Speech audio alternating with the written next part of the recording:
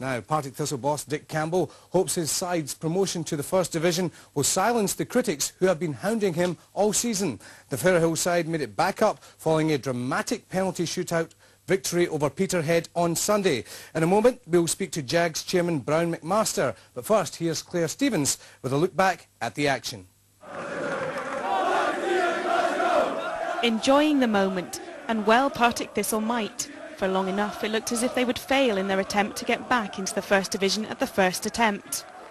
The support that followed them to Peterhead had been put through the ringer, and their cheers were as much of relief as celebration.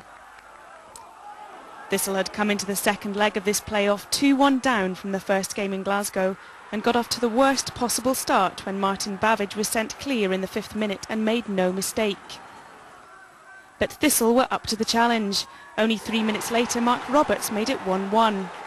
But Thistle still needed one goal. It came 2 minutes into injury time. A Billy Gibson free kick took a deflection off the Peterhead defence, and Thistle had made it to extra time. The penalty shootout might not have been quite the same as those at Hampden or Cardiff, but try telling that to the players. Peterhead missed 2 and Thistle missed 1 before Paul Ritchie sparked off the Jags' winning celebrations. It's been a difficult season for Dick Campbell, but now he has the SPL in his sights. We're living within our means now, and that may well give us a wee bit more money to get some players in. But to be fair, it's not about me or Partick Thistle, it's about the players. Everybody had written us off this year, but don't ever write any team that I'm running off. And the players recognise the importance of their achievement. It's massive, you know. It's 190 minutes has brought us up a division and all the financial implications that brings with it. You know, from a player's point of view, you set out your objectives at the start of the season. We're so happy to have achieved them. So Partick Thistle back in Division 1. Well, one man who loves the sound of that is Jags chairman Brown McMaster, who joins me now. Brown, are you back down from Cloud 9 yet? Yes, I think so. It was a super day, yes. It was absolutely fabulous, and we've thoroughly enjoyed it, and we're delighted to be straight back into Division 1, because that's where we want to be, because it gives us a platform to go back into the SPL. Yeah, let's just talk about that. What does this mean for Partick Thistle from a financial point of view? Because had you not been promoted, then there was talk of part-time football at Fairhill.